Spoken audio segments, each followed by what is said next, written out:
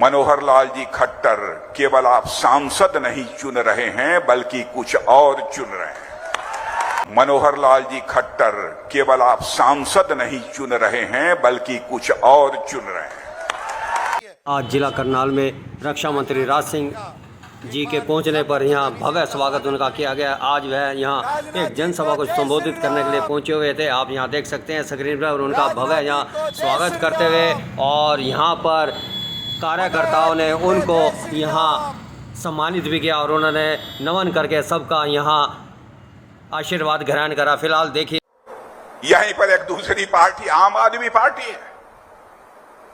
यह आम आदमी पार्टी जिस समय आंदोलन चल रहा था उस समय इन्होंने क्या वादा किया था अपने नेता से?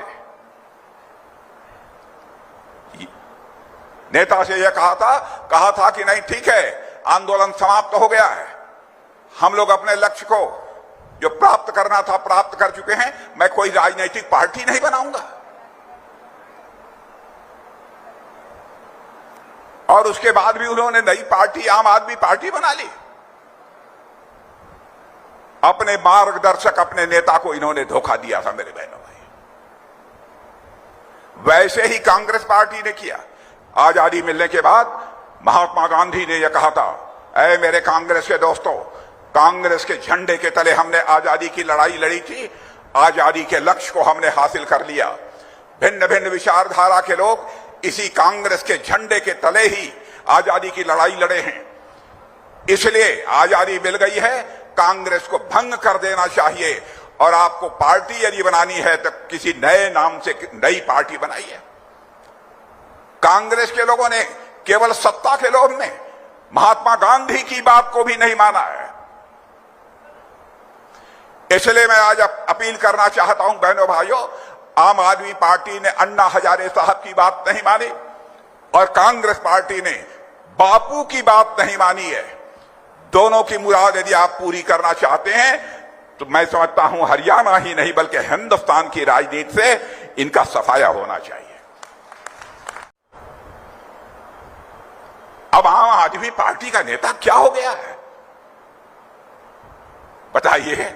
ईमानदार, सबसे बड़ा ईमानदार यदि कोई बनता था तो केजरीवाल जी बनते थे। कहते हैं ये तो मोदी जी ने उनको जेल के भीतर करा दिया।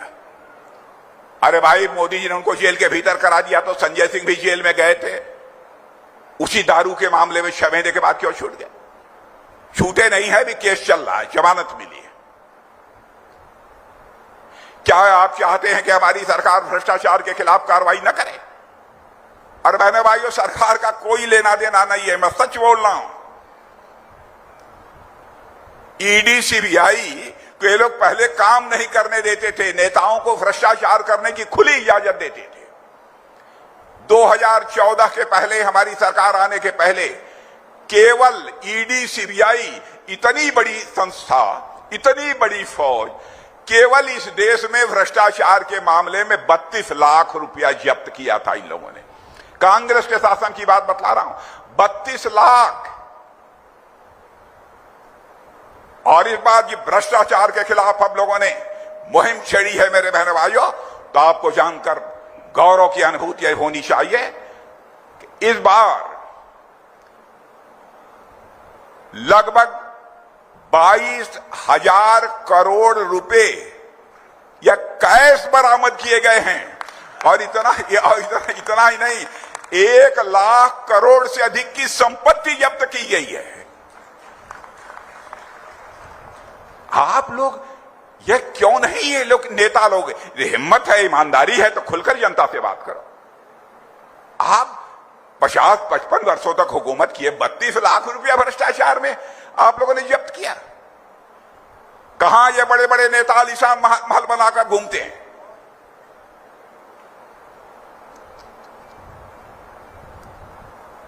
क्या यह नहीं है कि इन लोगों ने खून चूसा है लोगों का?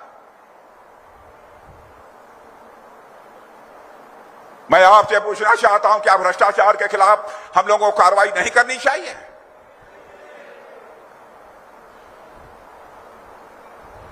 इस पर भी अंगुली उठाई जाती है। मैं जानता हूं ये सब सारे लोग बड़े चतुर होते हैं, आपके सामने आकर गलत तर्क पेश करेंगे, लेकिन मेरे सामने आकर गलत तर्क पेश करें।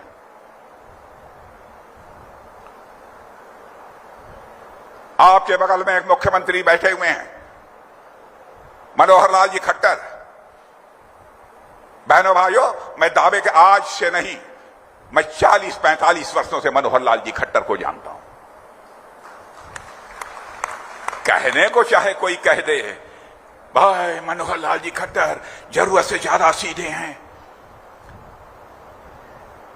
जो शक्ति बरतनी चाहिए, जिस तरीके करना चाहिए, थोड़ा सा उसको और तेज कर देना चाहिए, फला काम छूट गया, फला काम हो गया। बहनों भाइयों, चाहे जो भी आरोप लगा दे, लेकिन कोई मां का लाल उंगली उठाकर नहीं कह सकता कि हमारे मनोहर लाल के दामन पर भ्रष्टाचार की दाग। अब बचपन से लेकर आज तक जितना मैं मनोहर लाल जी को जानता हूं, चरित्र का भी आरोप नहीं लगा। कहने को कोई कुछ भी कह दे, मैं कहता हूं राजनीति में ऐसे लोग संत हुआ करते हैं मेरे बहनों भाई।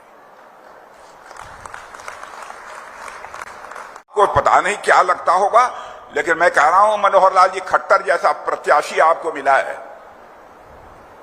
बहनों भाइयों, आप सौभाग्यशाली हैं। आप कहते होंगे कि राजनाथ सिंह इतनी क्यों प्रशंसा करते हैं? क्योंकि मनोहर लाल जी खट्टर का रग रग मैं जानता हूं, इसलिए मैं प्रशंसा करता हूं। आप 10, 5, 15 साल से जानते होंगे, मैं इनको 40, 50 साल से जानता हूं। इनको अविवाहित रहकर समाज की सेवा करते हुए मैंने देखा। भारत के प्रधानमंत्री भी मनोहर लाल जी खट्टर का सम्मान करते हैं। कहीं न कहीं कुछ है तभी न। और हमारे मनोहर लाल जी खट्टर को एक बार भारत की संसद में पहुंचा दीजिए। और मेरी बात सुन लीजिए, अंतिम बात, मनोहर लाल जी खट्टर केवल आप सांसद नहीं चुन रहे हैं, बल्कि कुछ और चुन रहे हैं। बहुत बहुत धन्यवाद। आदरणीय राजनाथ सिंह जी का, क्योंकि मुझे याद है 2019 में जब विधानसभा के चुनाव के नाते से हमने एक आशीर्वाद यात्रा शुरू की थी, आपने उस आशीर्वाद यात्रा को कालका में आकर के आशीर्वाद दिया था। पूरे हरियाणा में यात्रा हुई, चुनाव हुए और हम लोग दूसरी बार विधानसभा में जीत करके और अपनी हमने सरकार बनाई थी। आपका आशीर्वाद उस समय फलीभूत हुआ था। आज भी आप इस चुनावी यात्रा में अपना आशीर्वाद देने के लिए आए हैं। निश्चित रूप से न केवल करनाल लोकसभा, बल्कि आज हरियाणा में आपकी 3 सभाएं हैं।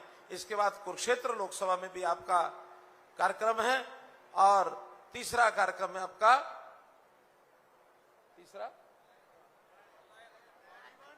भिवानी। थोड़ा सा अपनी लोकसभा में ज्यादा घूमना है, तो तीसरा हमारा भिवानी लोकसभा में भी, भिवानी के अंदर कार्यक्रम। मैं समझता हूं आपके इस कार्यक्रम से पूरे हरियाणा में जो हमने लक्ष्य तय किया है कि 10 की 10 लोकसभा हरियाणा की हम जीत करके, और साथ में करनाल विधानसभा जहां उपचुनाव हो रहा है, हमारे मुख्यमंत्री चुनाव लड़ रहे हैं, 11 के 11 कमल खिला करके, और हम 4 जून को आप लोगों की झोली में डालेंगे, ऐसा मुझे पूरा विश्वास है।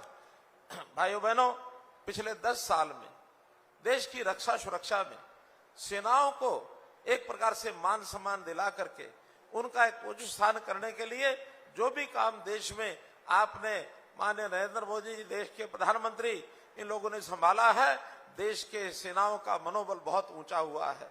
कोई होली दिवाली ऐसा अवसर नहीं आता जब हम प्रधानमंत्री जी को अपनी सेनाओं के बीच में नहीं पाते हैं। सेनाओं का जो मनोबल कांग्रेस के समय होता था, उसको कहीं ऊंचा आपने उठाया है। और मैं एक बात कहूंगा कि जैसे हमने, यानी केंद्र सरकार की ओर से प्रधानमंत्री जी, गृह मंत्री जी, रक्षा मंत्री जी ने धारा 370 को समाप्त किया है। इसके कारण से जम्मू कश्मीर देश का अभिन्न अंग हुआ है। तो वहां पर सीमाओं में जो जम्मू कश्मीर को लेकर के विवाद रहते थे, पाकिस्तान के साथ विवाद रहता था, अब वो एक प्रकार का विवाद शांत भी हुआ है और हमारे देश के जो सैनिक हैं उनकी शहादतों में कमी आई है। देश के अंदर सैनिक हो अथवा पूर्व सैनिक हो, इनका सबका ध्यान रखने का काम जिस प्रकार से आपने किया है, हरियाणा उसमें गौरवान्वित है।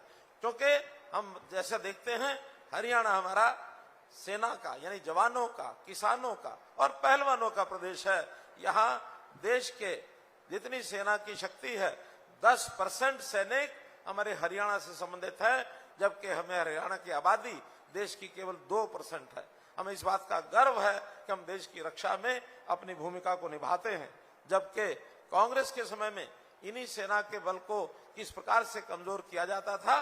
कभी भी सैनिक ऑपरेशन कोई होता था, कांग्रेस के लोग सबूत मांगते थे, और सबूत मांगने का मतलब उनकी अपनी राजनीति जैसे चलती होगी, लेकिन सेनाओं का मनोबल टूटता था। सेनाओं का मनोबल टूटने का मतलब हम देश में कमजोर होते थे।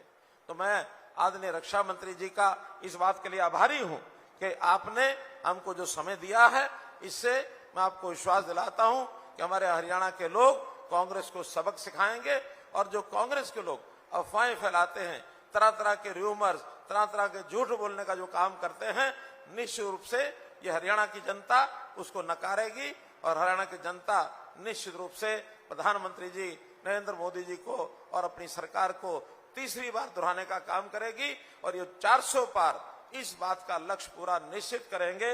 मैं आपका पुनः हरियाणा की जनता की ओर से बहुत बहुत धन्यवाद करता हूं।